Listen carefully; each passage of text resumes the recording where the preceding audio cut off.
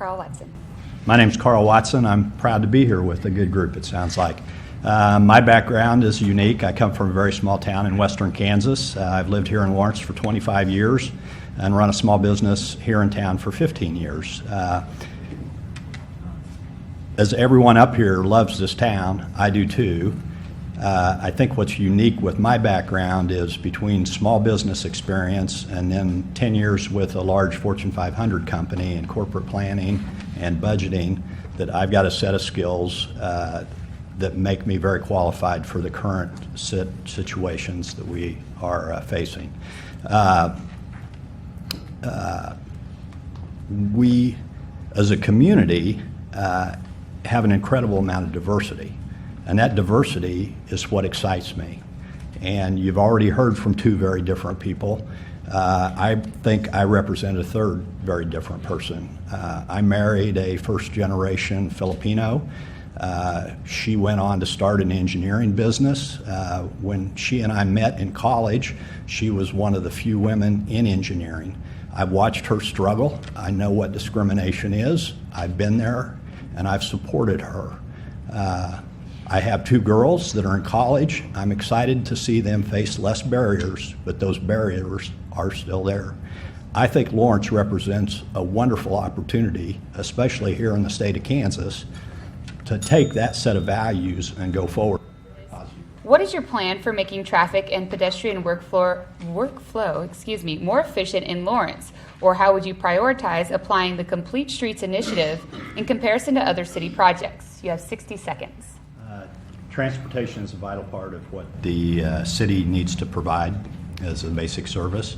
I've really enjoyed the bus system. I think that's a great thing. I don't think people use it enough. I drive a car every day. My kids ride their bikes on the streets. I ride my bike on the streets. I'd agree that I don't always feel safe on my bike.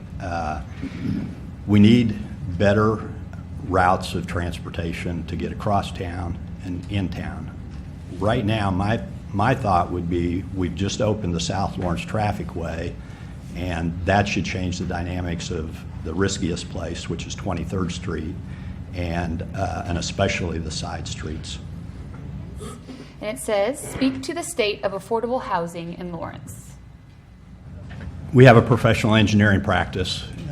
On a regular basis, we recruit people from outside of this area to come into Lawrence. Our business offers high-paying, high-benefits jobs.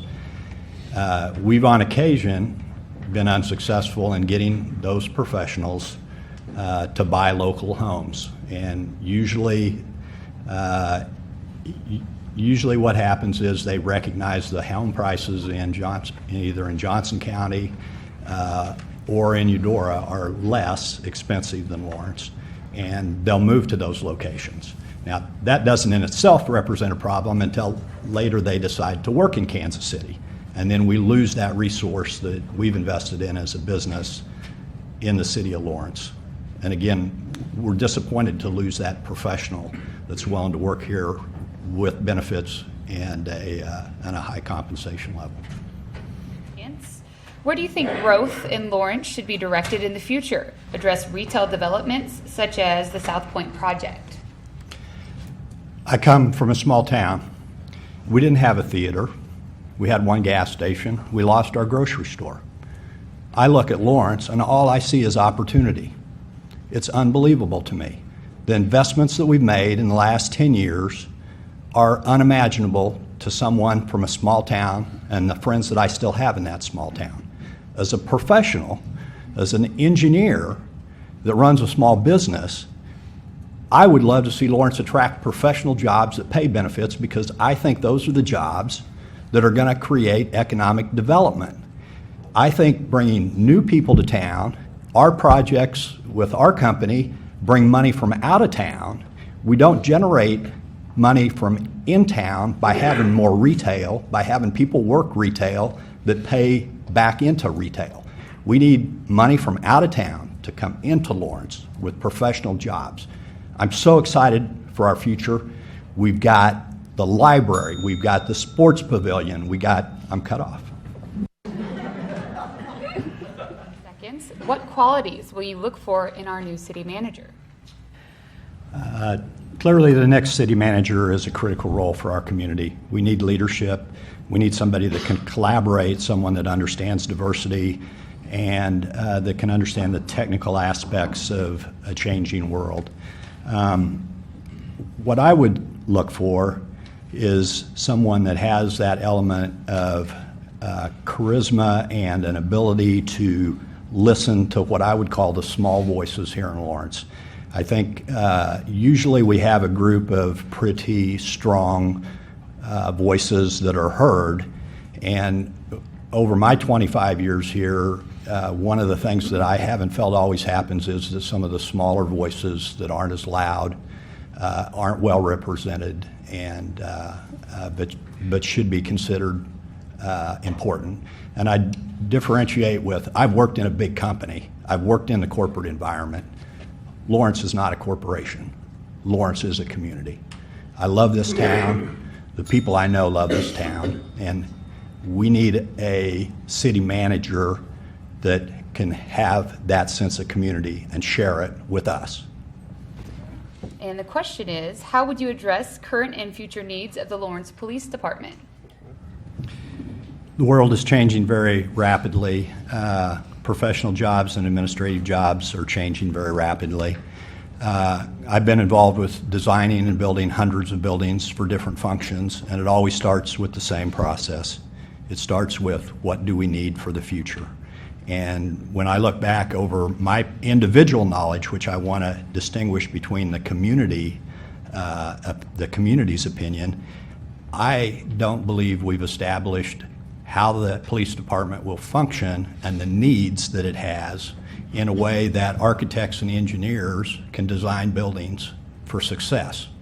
Now, that's a very technical answer, but I think when you get ready to spend $28 million, you need technical research and people that are professionals that can understand police forces, how they're changing, their needs, and how that affects their facilities.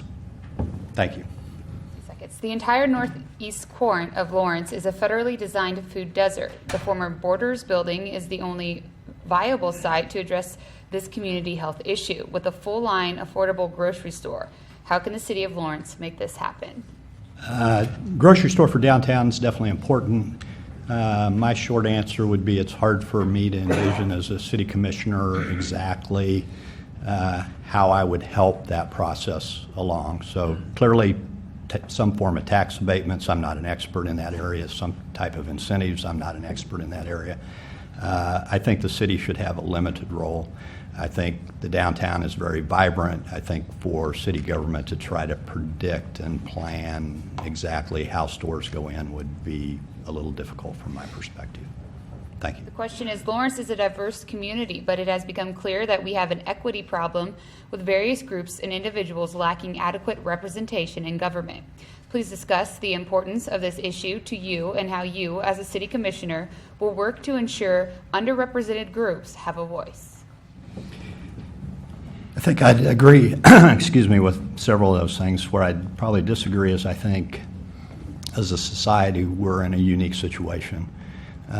Technology is changing the way that people can participate, and I like the fact that Lawrence has fought hard to make it easier for people to vote. I think it can get easier for people to vote. I don't know exactly what that looks like, but I'm confident Lawrence and Kansas can find a way to get there. I think there's a number of social issues where people can start to be present in a new way, where they may not have to be publicly displayed, but still have accountability. And the tools that we have available have changed rapidly in the last 5 years. And I just am excited to think about the opportunity for people to participate in a representative democracy in a way they've never been able to do it before. And what that'll look like in the next 5 years will be very exciting. What skills and experience do you possess that would help restore the public's confidence in the financial acumen of the City Commission? You have 60 seconds. I think there's a couple elements. One, there's a long-term commitment to the community. I'm 52 years old. I've lived for 40 years at 2 different addresses. I've been at one address for 25 years. 3 of my 5 neighbors were there when I moved in 25 years ago. That stability, to me, is pretty unique with the people that I work with. The godfather of my son was born in the same room as I was born in, delivered by the same doctor. We started kindergarten together. We graduated high school together. We started college together. We graduated college together. He went home to farm. I love and respect him. This is a different place. Our budgets are tough. The dollars are big, and the differences are immense. I've spent my career in budget decisions where multi-million-dollar factors were involved with a variety of subject matter experts that could each offer a very different opinion. I come to you not as someone that's already formed his opinion, but as someone ready to listen. And that's what I've done my whole career. The question is, of the decisions made by the City Commission in the last 2 years, which would be the one you would rescind or modify? If you would modify it, how would you try and improve it? I guess my perspective is the most valuable experiences of my life have come from mistakes. My mistakes are interesting. The mistakes I make with other groups and bigger groups on millions of dollars are even more interesting. Lawrence has no shortage of those. I've got no shortage of them. I'm sure most of you don't have any shortages of them.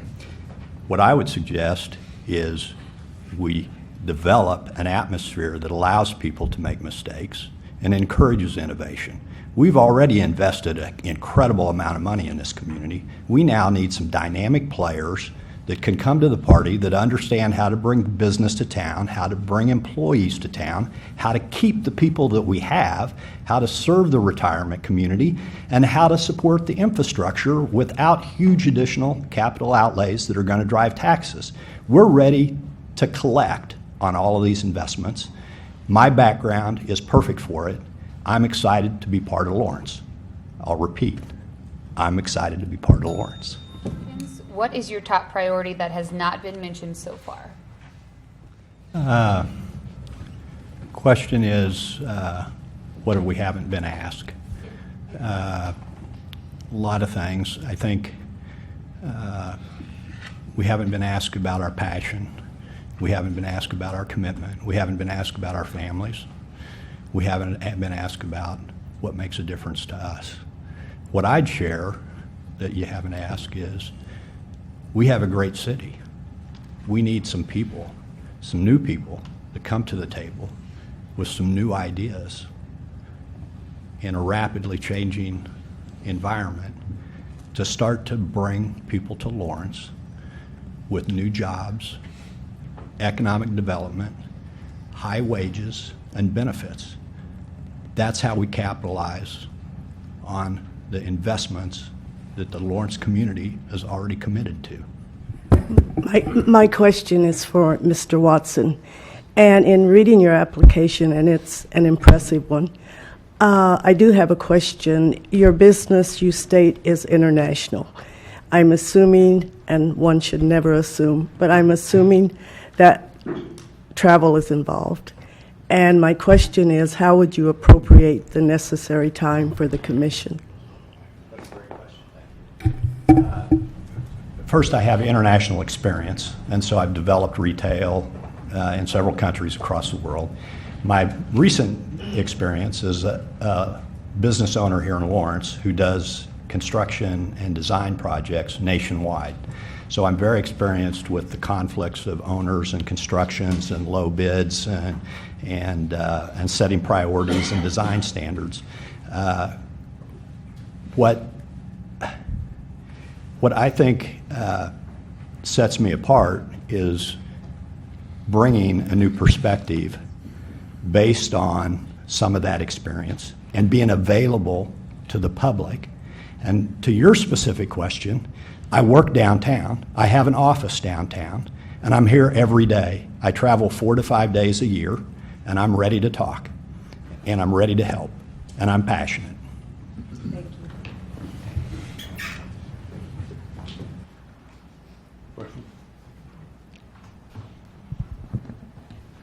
question is for Mr. Watson as well.